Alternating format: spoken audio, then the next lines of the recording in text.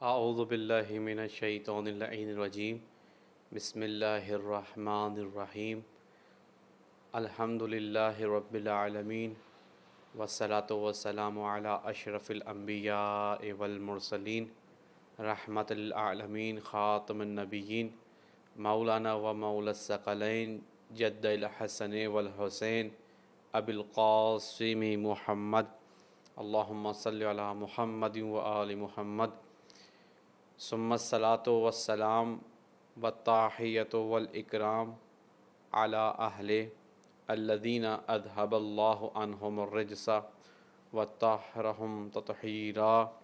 اللہم صلی علی محمد وآل محمد واللعنۃ علی اعدائہم اجمعین من یوم عداوتہم الی قیام یوم الدین اما بعد فقد قال الرحمن فی القرآن بسم اللہ الرحمن الرحیم فی بیوت اذن اللہ ان ترفع ویذکر فیہا اسمہ ویسبح لہ فیہا بالغدو والآصال صدق اللہ العلی العظیم۔ عزیزان محترم، عشرہ ہاذہ کی ہماری یہ 7ویں چھٹی مجلس آپ کی سماعتوں کے نظر ہدیہ کی جا رہی ہے۔ موضوع ہمارا اوصاف ائمہ علیہم السلام اور اوصاف شیعہ اہل بیت ہے۔ اسی موضوع کے حوالے سے ہم نے گزشتہ مجالس میں کچھ معروضات آپ کی سماعتوں کے نظر ہدیہ کی تھی، اور آج بھی انشاءاللہ کچھ مزید معلومات پیش کریں گے۔ جس سے کہ آپ کے علم میں ہے کہ ہم نے گزشتہ اور اس مجلس میں سورہ نور کی آیت نمبر 36 تلاوت کرنے کا شرف حاصل کیا، کہ جس میں خداوند عالم اہل بیت علیہم السلام کے گھرانے کو مخاطب کر کر ان کی عظمت کو اہل زمانے کے لیے اجاگر کر رہا ہے، تاکہ زمانے والے سمجھ لیں کہ یہ گھر اور اس گھر کے مکی صاحب گھرانہ کوئی عام افراد نہیں، بلکہ یہ وہ عظیم المرتبت ہستیاں ہیں کہ جو وجہ تخلیق کائنات ہیں، کہ جو تمام لوگوں سے منفرد اور ممتاز ہیں، ہر وقت ہر جہاں۔ آج ہم اسی آیت کی روشنی میں کچھ اور مزید اوصاف ائمہ اور اوصاف شیعہ اہل بیت کو بیان فرمائیں گے۔ کتاب بصائر الدراجات میں روایت ہے، چھٹے امام یعنی امام جعفر صادق علیہ السلام اللہم صلی علی محمد و آل محمد سے کہ امام فرماتے ہیں کہ ایک دفعہ ایک شخص مولا کا چاہنے والا، مولا کا ساتھی مولا کے گھر میں دولت قدم میں داخل ہوتا ہے، اور امام فرماتے ہیں اس آیت کی ہی روشنی میں، اس آیت کو مزید واضح کرتے ہوئے، کہ یہ جو گھر ہے، یعنی یہ گھر اہل بیت کا جو گھر ہے، یہ وہ گھر ہے کہ جہاں ملائکہ آیا کرتے ہیں۔ اللہ اکبر! کیونکہ ہم نے گزشتہ مجلس میں اور اس مجلس میں بھی بیان کریں گے، گزشتہ مجلس میں بیان کیا قدر استطاعت، اور اس مجلس میں بھی بیان فرمائیں گے کہ اوصاف ائمہ میں سے ایک یہ ہے کہ ان کا جو گھر ہوتا ہے وہ گھر تمام گھروں کی نسبت افضل ہے، اور وہ خود تمام لوگوں کی نسبت افضل ہیں۔ کس طرح سے اللہ نے ان کے گھر کی مدحت بیان فرمائی ہے۔ امام فرماتے ہیں کہ دیکھو یہی وہ گھر ہے، یعنی ہم اہل بیت کا، کہ جہاں ملائکہ نازل ہوتے ہیں۔ یہی وہ گھر ہے کہ جو محل نزول الہی ہے۔ یہی وہ گھر ہے کہ جہاں پیغام الہی لوگوں تک پہنچتا ہے۔ یہ گھر رحمت کا گھر ہے، یہ گھر خدا کے خزانوں سے بھرا ہوا ہے، پر ہوا ہے۔ یقیناً اس میں تعجب نہیں امام کے اس قول میں کہ جب امام نے اس گھر کی، جس گھر میں آپ رہتے تھے، یعنی یہ اشارہ اور کنایہ تھا اہل بیت علیہم السلام، آئمہ علیہم السلام کے گھر کے حوالے سے، کہ جب تمہارا گھر ہمارے گھر جیسا نہیں ہو سکتا تو تم کیوں کر ہم جیسے ہو سکتے ہو۔ یقیناً ہمیں وہ روایت یاد آتی ہے اس مقام پر کہ جب اسی گھر میں پاک ہستیوں نے اس وقت روزہ رکھا کہ جب جناب حسنین، کریمین، شریفین علیل ہوئے ظاہر اعتبار سے، تو جناب فضہ سلام اللہ علیہ، جناب فاطمۃ الزہرا خاتون جنت سلام اللہ علیہ، جناب مولا متقیان علی علیہ السلام نے جب روزے کی منت مانی کہ اگر جناب حسنین شفا یاب ہوں گے ظاہری اعتبار سے جو کہ علیل ہوئے، تو ہم شکرانے کے طور پر، نظر کے طور پر 3 روزہ منت کے طور پر روزہ رکھیں گے۔ اور جب منت کا وقت آیا، روزہ رکھنے کا وقت آیا، تو عین افطار کے وقت روایتوں سے کتب بھری ہوئی ہے کہ اس وقت جناب جبریل علیہ السلام بطور مسکین، سائل اور اسیر بن کے آئے اور سوال کیا کہ ہے کچھ کہ جو آپ ہمیں عطا کریں۔ یعنی یہ اگرچہ بات آپ کی اور میری سنی ہوئی ہے، لیکن جب بھی اس کو بیان کیا جاتا ہے تو ایک نیا پیغام دیا جاتا ہے کہ دیکھیے کائنات میں کہیں آپ کو ایسا در نہ ملے گا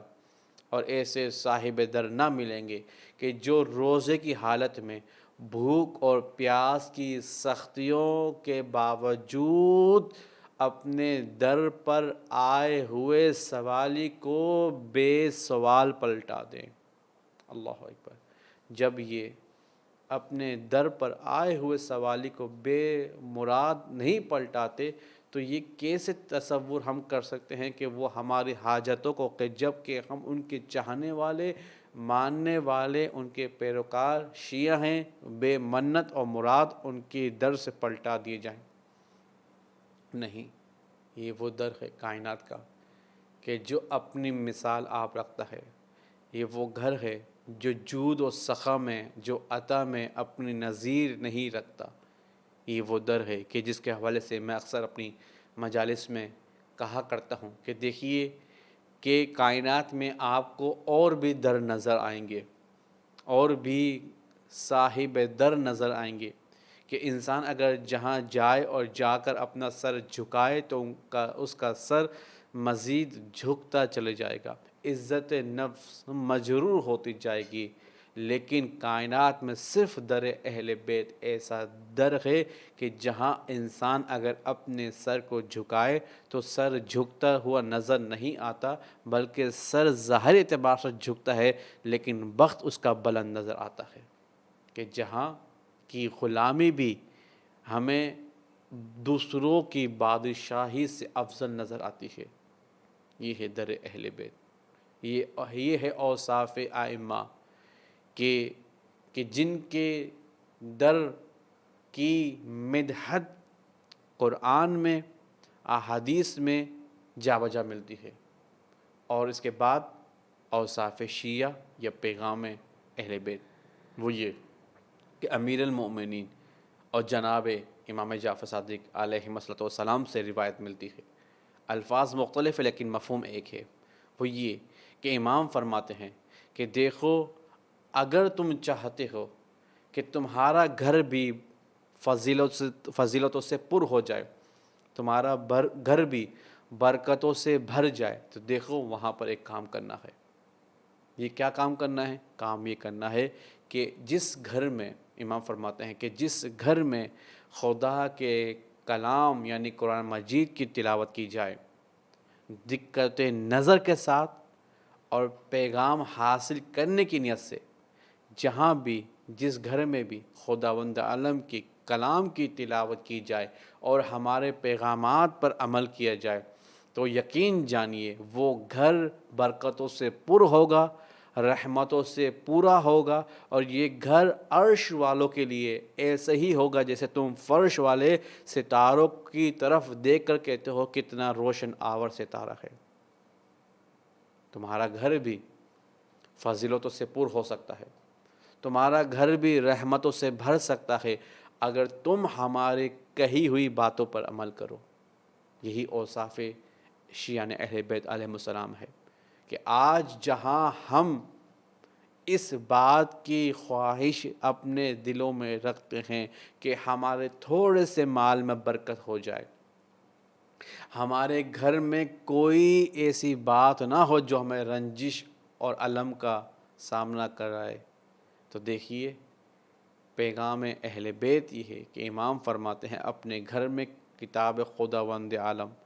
قرآن مجید کی تلاوت کرو، اس سے نصیحت حاصل کرو، اس سے پیغام لو، ہماری تعلیمات کو بیان کرو، ہماری تعلیمات سے پیغام لو،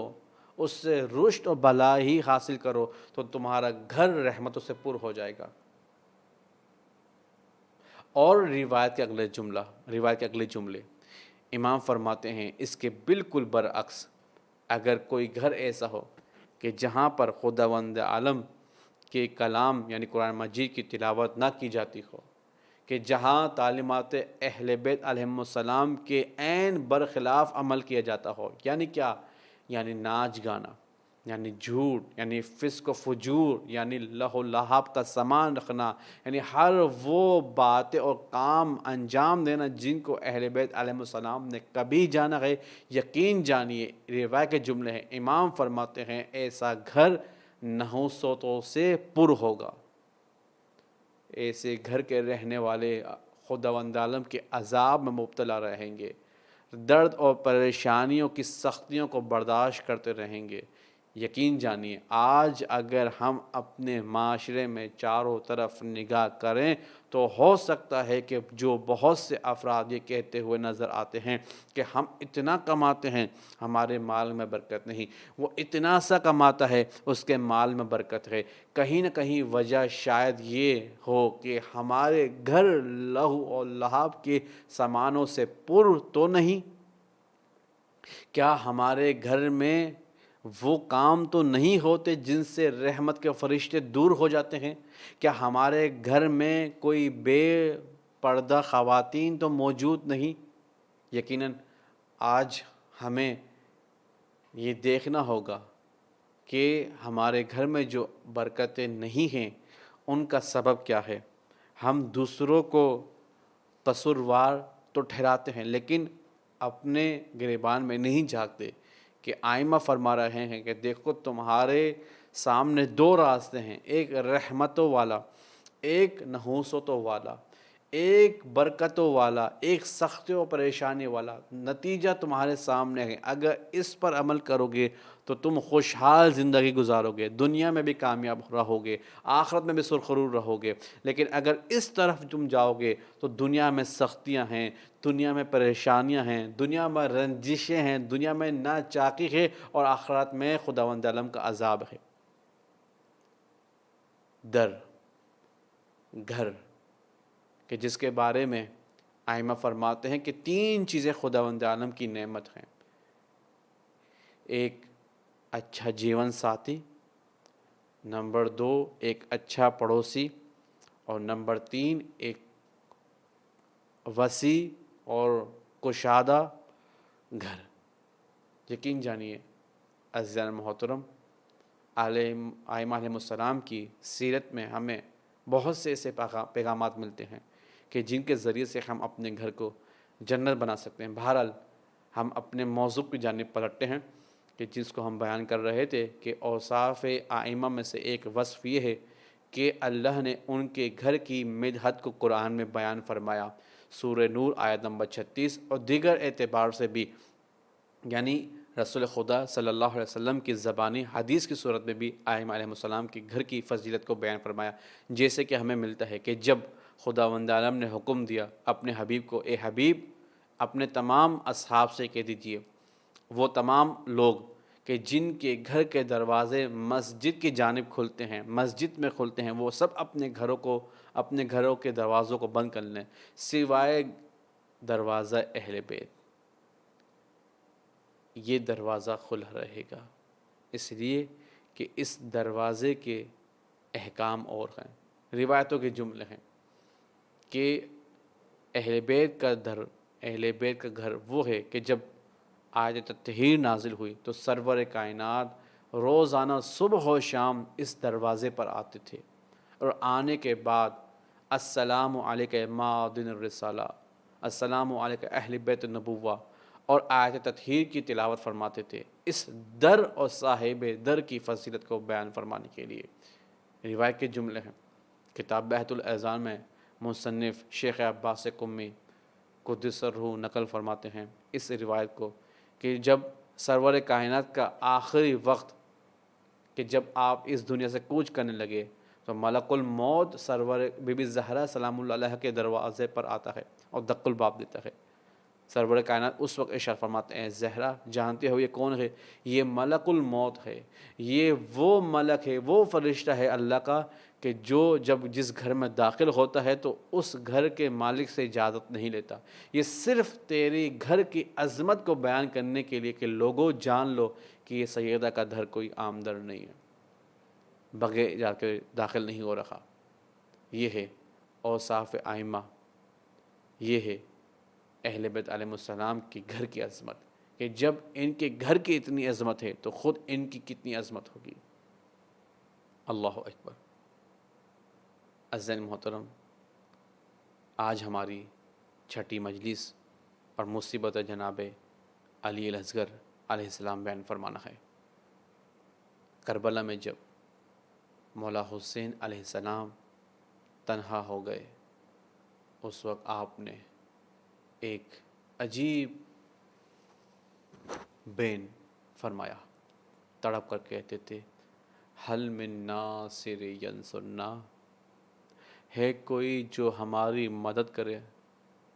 حل من یغیثنا، حل من مغیث یغیثنا، ہے کوئی جو ہماری مدد کو آئے۔ تڑپ کر جب مولا حسین نے جملے ارشاد فرمائے، روایت کے جملے ہیں کہ بیبیوں کے خیام میں کوہرام بپا ہوا، رونے کی صدائیں بلند ہوئیں۔ مولا حسین اپنے خیمے کی جانب جب پلٹے تو کیا دیکھا کہ جناب رباب علیہ السلام گریہ فرما رہی ہیں۔ تڑپ کر مولا حسین سوال کرتے ہیں، اے رباب آخر کیوں کر گریہ فرماتی ہیں؟ جناب رباب علیہ السلام فرماتی ہے، مولا جب آپ نے حل من ناصر ینصرنا کی صدا بلند کی، ایک ننا گہوارے میں تڑپ اٹھا ہے، جناب علی الاصغر علیہ السلام مچل رہے ہیں۔ ہاں رونے والوں، مولا حسین باعجاز امامت سمجھ گئے کہ اب وہ بھی وقت آئے گا کہ جب میرا ننا شہزادہ علی الاصغر مجھ سے دور ہو جائے گا۔ ایک دفعہ تڑپ کے کہا، اے رباب علی اصغر کو ہمیں دو۔ اللہ اکبر، اجرکم اللہ۔ جناب علی اصغر کو مولا حسین ابا کے دامن میں لے کر نکلے ہیں دھوپ کی تمازت سے بچانے کی غرض سے۔ ایک دفعہ اشکیوں کے سامنے آئے، اللہ نہ کرے کبھی کسی بوڑھے باپ پر پردیس میں یہ وقت آئے کہ جو میرے مولا حسین پر آیا۔ میرے مولا حسین نے تڑپ کر سوال آب کیا، کوئی نہ تھا جو چند قطرے پانی کے میسر کرتا۔ رونے والوں مظلوم تھے، مولا حسین یہیں پر تمام نہیں ہوتی، بلکہ مولا حسین نے تڑپ کر اشکیوں سے کہا، اے اشکیوں، اے لعینو، اگر تمہاری جنگ مجھ سے ہے تو مجھ پر ظلم کرو، ارے اس ننھے نے تمہارا کیا بگاڑا ہے؟ اجرکم اللہ۔ مولا کوئی غم نہ دے سوائے غم حسین کے۔ ارے یہ میرا ننا شیر خواہ بچہ بھوکا پیاسا ہے، چند قطرے اس بہتی ہوئی فرات سے عطا کر دو۔ ارے جب مظلوم تھے جناب علی اصغر کا مشاہدہ کی روایت کے جملے ہیں، وہ اشکیا جو جناب علی اکبر پر بھی رحم نہ کھائے، وہ اشکیا جنہوں نے جناب عباس کے بازوں کو بھی قطع کر دیا۔ ایک دفعہ مظلوم تھے جناب علی اصغر اصغر کو دیکھ کر منہ پھیر پھیر کر رونے لگے۔ ارے ہر کوئی روتا جاتا، اتنے میں ابن سعد ملعون نے کہا اے ملعون حرملہ اقطع کلام الحسین، ارے حسین کے اس ننھے شیرخواہ بچے کا کام تمام کر دے، اشارہ تھا کہ اس پر تیر سے حملہ کر دے۔ اب یہ ملعون حرملہ کہتا ہے کہ میں نے تیر کو کمان میں لیا، میں یہاں پر اپنے اس جملے کو روک کر کہوں گا ارے یہ کون سا تیر تھا، یہ کوئی عام تیر نہ تھا، روایت کے جملے ہیں یہ وہ تیر تھا جس تیر کے ذریعے سے بڑے بڑے شکار کیے جاتے تھے، بڑے بڑے جانوروں کا شکار کیا جاتا تھا۔ ارے قد جناب علی اصغر سے بڑا تیر حرملہ ملعون کا ایک دفعہ تیر کا کمان سے چلنا تھا۔ روایت کے جملے ہیں کربلا کی تپتی ہوئی ریت پر 57 سالہ بوڑھے امام کے ہاتھوں پر ننھا شیرخواہ بچہ تڑپ تڑپ کر اس دنیا سے چلا گیا۔ روایت کے جملے ہیں تیر جناب علی اصغر کے ایک کان کو چھیدتا ہوا دوسری جانب سے اس طرح باہر نکلا کہ باپ کے ہاتھوں پر بچہ نہر ہو گیا۔ ارے زخمی بچہ، ارے خون آور بچہ۔ مولا حسین نے جناب علی اصغر کے خون کو چلو میں لیا اور ایک دفعہ فرمایا اے اللہ حسین سے اس قربانی کو بھی قبول فرما۔ روایت کے جملے ہیں میں نے اختصار سے کام لیا، چلے خیام حسینی کی جانب۔ ارے اب بہت مشکل مرحلہ تھا، اس لیے کہ جناب رباب کو کہہ کے آئے تھے رباب ہم علی اصغر کو سیراب کر کے آتے ہیں۔ ارے در خیمہ پر جناب سکینہ بھی موجود تھی، ارے ننھے ننھے بچے بھی موجود تھے۔ بڑا مشکل وقت ہوتا ہے ایک بوڑھے باپ کے لیے کہ جب وہ اپنے خون میں غلطان بچے کے جنازے کو اس کی ماں کے حوالے کرے۔ ایک دفعہ مولا حسین بڑے ہیں، اب مجھے نہیں معلوم کہ کس طرح سے زخمی گردن علی اصغر سے تیر کو کھینچا ہوگا، کس طرح سے ارے قتل جناب علی اصغر کی خبر دی ہوگی، کس طرح سے جناب سکینہ کو بتلایا ہوگا سکینہ اب ابھیا علی اصغر اس دنیا میں نہ رہے، کس طرح سے پشت خیمہ پر جناب علی اصغر کی ننھی سی قبر بنائی ہوگی۔ ہاں رونے والوں مجھے اتنا معلوم ہے، روایت کے جملے ہیں عصر عاشور بعد شہادت مولا حسین، جب مولا حسین شہید ہو گئے اشکیوں نے تمام شہداء کے سر کو قلم کرنا شروع کیا۔ ارے نوبت یہاں تک آئی کہ جب مولا حسین کے سر کو گیا ایک لعین نے کہا لوگو وہ ننھا بدن علی اصغر کا اللہ اجرکم اللہ، بس آخری جملے مصیبت کے۔ ایک لعین نے کہا لوگو وہ ننھا بدن علی اصغر کہاں ہے، ارے اس کے سر کو بھی تن سے جدا کرنا ہے۔ بڑا مشکل مرحلہ تھا۔ میری شہزادی سکینہ سلام اللہ علیہ پر، میری شہزادی جناب زینب کبریٰ سلام اللہ علیہ پر، میری شہزادی جناب رباب سلام اللہ علیہ پر، کہ جب اپنی آنکھوں کے سامنے یہ دیکھا ایک لعین نے کہا لوگوں میں نے دیکھا تھا بعد شہادت علی اصغر حسین پشت خیمہ کی جانب گئے تھے، ارے ہو نہ ہو علی اصغر کی قبر پشت خیمہ کی جانب ہے۔ بس آخری جملے میں نے زحمت تمام کیے، میں نے مصیبت کو تمام کیا۔ جناب علی اصغر کی قبر کی تلاش کے لیے لعین گھوڑوں پر سوار ہوئے، ہاتھوں پر ہاتھوں میں نیزے لیے ہوئے پشت خیمہ کی جانب جب دوڑے ہیں، ایک لعین نے ایک ایسا وار کیا جب زمین کربلا پر نیزہ جا رہا تھا تو خالی تھا، جب نیزہ زمین میں داخل ہوا، ارے ننھا بدن علی اصغر کے جسم میں نیزہ پیوست ہوا۔ نیزے کا نکلنا تھا، نیزے کی انی پر ننھا بدن علی اصغر معلق ہو گیا۔ الا لعنت اللہ علی قوم الظالمین وسیعلم الذین ای منقلب ینقلبون انا للہ و انا الیہ راجعون رضن بقضاء تسلیما لامری۔ پالنے والے تجھے واسطہ چار معصومین کا، پالنے والے تجھے واسطہ پنجتن پاک کا، پالنے والے تجھے واسطہ بالخصوص مظلومت باب الہوائے جناب علی الاصغر علیہ السلام کا۔ ہمارے ان اشکوں کے نذرانے کو اپنی بارگاہ میں قبول و مقبول فرما، ہمارے اس عبادت قلیلہ کو اپنی بارگاہ میں قبول فرما۔ وہ تمام مومنین جو اس مجلس کو سماعت فرما رہے ہیں، ان کی تمام توفیقات خیر میں اضافہ فرما، ان کی تمام دعاؤں کو مستجاب فرما۔ اس ادارہ زہرا اکیڈمی کی توفیقات خیر میں اضافہ فرما، اس کے روح روا مسئولین، خدمت گزار، اساتذہ جو بھی اس زہرا اکیڈمی سے وابستہ ہیں، پالنے والے، ان کی تمام شرعی حاجت کو پورا فرما، مرحومین کے درجات کو بلند فرما، عزادار اور عزاداری کی حفاظت فرما، دشمن تشیع دشمن عزاداری کو نیست و نابود فرما، خدا داد مملکت پاکستان کی حفاظت فرما، اس وبا عام کرونا سے ہم سب کو محفوظ فرما، امام زمانہ کے زحومت عاجل فرما، امام زمانہ کے اوان و انصار میں شمار فرما۔ ربنا تقبل منا انک انت السمیع العلیم۔